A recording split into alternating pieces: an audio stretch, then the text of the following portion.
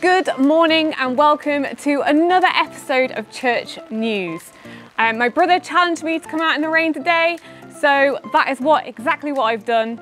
And now I feel a little bit like a weather reporter. But we're not reporting on the weather today, we are talking faith and football, as Dan has a chat with Steve Spooner.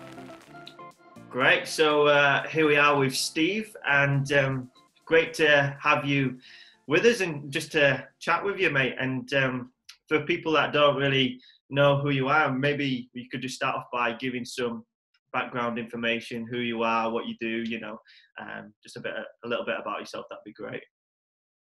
Yeah, name's Steve Spooner. Been a Christian since 1993. Been in the church since 1994. Came to know the Lord later on in my life. Was born again in, I think it was April 1993. And strange, really, no one ever witnessed to me. It was a journey that began when I was 15 to 16 growing up, and it took me a long while for the Holy Spirit, who kept hounding me and that to submit. I say that was in April 1993. So it's been a long journey now, and it's probably, like all of us, Dan, there's times on the mountain's tops and there's been times in the valley, and I'm not quite sure where I read it the other day, but it says you will have them experiences, but make sure you don't dwell too long in either on the top or in the bottom. So that was great advice. I come from, got a wife and two children. The children are grown now. I've got 3 grandchildren, another one on the way. I've got the daughter and son-in-law and the 2 children live in Devon. And then my son and his partner, they live in California, in San Diego in California. So we're quite split up. So lockdown isn't particularly that different from us in that we're not seeing them. But the ones in Devon we normally see probably once every 3 weeks, whether we go down there or they come up here. So the family's expanding and growing, and they're all good. Well, that's great. And how was kind of lockdown been for you over the past couple of months or so, really? Like, how's that been like in terms of, maybe just give us a bit of background into your workplace in terms of that, really, and what's that kind of look like for you through this time? Yeah, well, I'm involved in professional football. I'm the under-23s coach at Birmingham City. Everybody would have seen that it's, football's been really affected like everything else. But it's getting back up now. For the first few weeks of lockdown, we did a lot of our work via Zoom calls, like everybody now. We've done some technical and tactical development with the players, asked some questions of them and tested their knowledge. But then as time progressed, we got furloughed. So them kind of things ceased. But we've been meeting together online via Zoom calls twice a week. We have a meeting to catch up on, making sure that everyone's okay, but also of the way things are progressing. Potentially we get some start back dates and they'll get given to us, and then it gets to that date and we go past that date. But we've also been having a lot of we do lightning talks as staff, where we have to speak on a given subject for 15 minutes. So there's been 1 or 2 of them, but we've had some high-profile speakers come in. With anybody who watches the SAS Who Dares celebrity one, we have Ant Middleton has come on and spoke. We've had Tony Bellew, the heavyweight champion boxer. the world. Nice. We've had Anthony Joshua's trainer, McCracken. He spoke to us. We've had several people in football, ex-players and that, speaking to us. We had Chris Powell this week, who's involved with the England set-up on the coaching staff. We had AD Boothroyd the other week, who's the under-21s England coach. So we've got a very robust CPD program that keeps us involved and, involved with one another, albeit online, and you can only see faces. Yeah. But there's still been a contact, which has been important. So that's been good. And on top of that, I've been doing a Bible study with Vic Green. Vic has been, I asked him, and he very kindly accepted if he would challenge me with some research on the Bible. So he sets me some questions, and we meet up once a week via a normal phone call, and just discuss my findings and that, because it's I wanted to get a greater understanding of the Bible and delve deeper than what I normally do. So that's been good. And also keeping fit, running, cycling, and doing just a general body workout at home.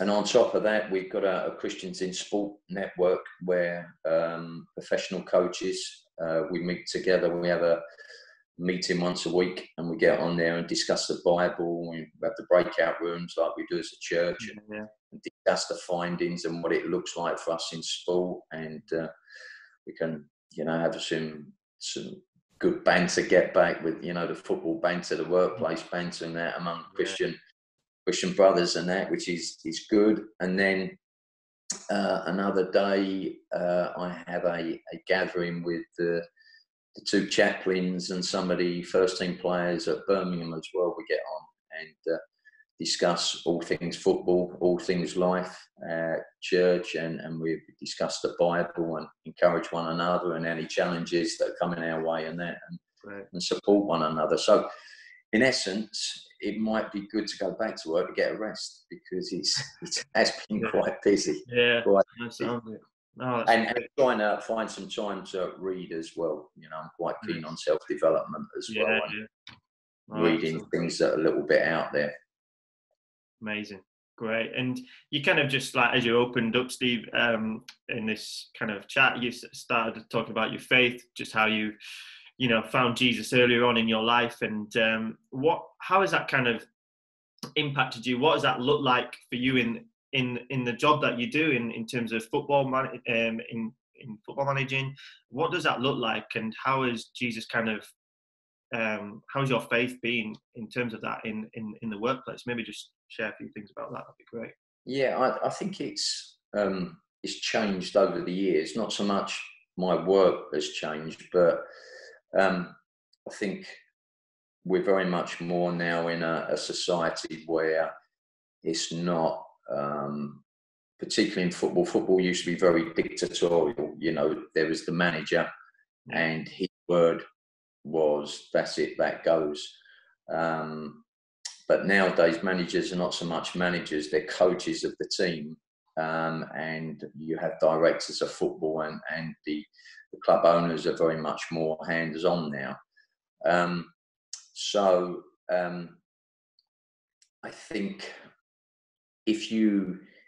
I remember in one of my jobs, I went there as youth team coach, and I got offered the first team coach's job, and they said, the manager said to me, look, the board of directors is very keen on you to step up.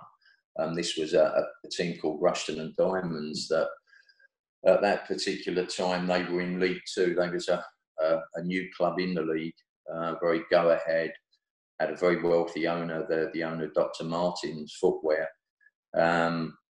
and they subsequently went bust and went out of the league. But at that particular time, he said that, the director's a little bit concerned that you don't swear. So they're not quite sure how you're going to get your message over. And I was dumbfounded. I said, do you honestly think that you can get the message over better by swearing. But I subsequently got the job, but that was very much football in them days. That, you know, if you didn't behave in a certain way, if you didn't try and stitch people up, if you didn't look after yourself, if you didn't behave in a certain way, you stood out a little bit more. So as a Christian, it was probably, I wouldn't say harder, but you probably stood out a little bit more. Whereas nowadays, it's I think it's more of a compassionate industry, you know, with the talk of mental health, you know, to expose yourself as struggling with any mental pressures or struggling with the pressures of the game, either as a player or as a manager, it would have been frowned upon. But I think now there's a sense of far more compassion. People talk more, and I think particularly in this lockdown, we've been talking about it in the Christians in Sport coaches. You know, there's one or two of the coaches that have been able to have things publicised in the national newspapers. We've had the chief executive of Christians in Sport. He's been on Sky Sports. He's been on TalkSport radio as well. Primarily around mental health, but there's been some talks of football. I know Jurgen Klopp has done some stuff. So I think with the advent of foreign players coming over, being far more open to share their faith, like the Brazilians and that, you know, the Brazilians have been on social media with their baptism as well, the Liverpool players, you know, so I think there's more of an openness, and there's a lot of professional soccer coaches now, football coaches who are Christians, and managers are, and that. So things are changing. So the Lord is certainly working in this industry. No, that's so good to hear, and just amazing to hear a little bit what you do, Steve, and just how you're just following the Lord in your workplace as well. So that's just really great, and being part of Derby City Church for many years, and we're just blessed to have you part of our church. I mean, just as we come to a close, and just been great to hear a few thoughts from you, really, and just a little bit more about who you are. What is it that you love about Derby City Church? Maybe just as we come to a close on this, do you want to just share just a couple of thoughts? What is it? Why Derby City Church? What is it that you love about this church family, really? You know, I've been very blessed to be a part of the church, and it's like the football club that I work for. Yeah, there's something special. I think in all things, it's always about people. And, you know, there's been some fantastic people in the church that have been with us and gone with the Lord now, or there's, you know, people around who have maybe left the church and gone to other churches. Yeah. But I don't know, I think that there's a real, I love the flavour, I love the different nationalities. You know, there's people from across the world at church, and I think that's lovely. You know, there's so many people come in their national dress at times, and it looks beautiful, and just, you know, you can see the faith in people and the love. And I think, you know, the church is very much not just about being in church on a Sunday, but it's, you know, the tagline, it's about, you know, being that part of the community and the wider community. And I think people, you know, there's been some great mentors there for me over the years, and people I can look up to, people available for chat. I think it's lovely that we can get together on coffee mornings after church and that. And just go and sit and be with people and be one. You know, there's people always willing to spend 5-10 minutes with people and sit down and chat. And I love the whole family community of church. You know, it's very strong, and I think that's been echoed in this particular time where you see how many people online and that. And I understand that some people don't like Zoom. They find it intimidating, and probably some haven't been because of that. But, you know, I think we're all still there with one another and considering one another and praying for one another. And I think there's a real strength and unity in the church, and it's not false. There's a lot of love and support there for one another. Absolutely, and this church is filled with incredible people and amazing, wonderful people, and we're just so blessed to, even though it is a difficult season, but we do it together. And so it's just great to hear from yourself today. So thank you for just joining me and just sharing a few thoughts, Steve. It's just a real pleasure just to hear from you. So just appreciate it. Thank you, Dan. Thank you. God bless all. Day. Wow, it certainly sounds like you are really busy at the moment, Steve. Thanks so much for sharing a little bit more about your faith and about what you've been doing during lockdown. If anyone else has got a story that they would love to share, please email me at media@derbycitychurch.co.uk. That's it for this week. Have a great week. Let's hope that the rain stops soon, and we'll see you next week for another edition of Church News.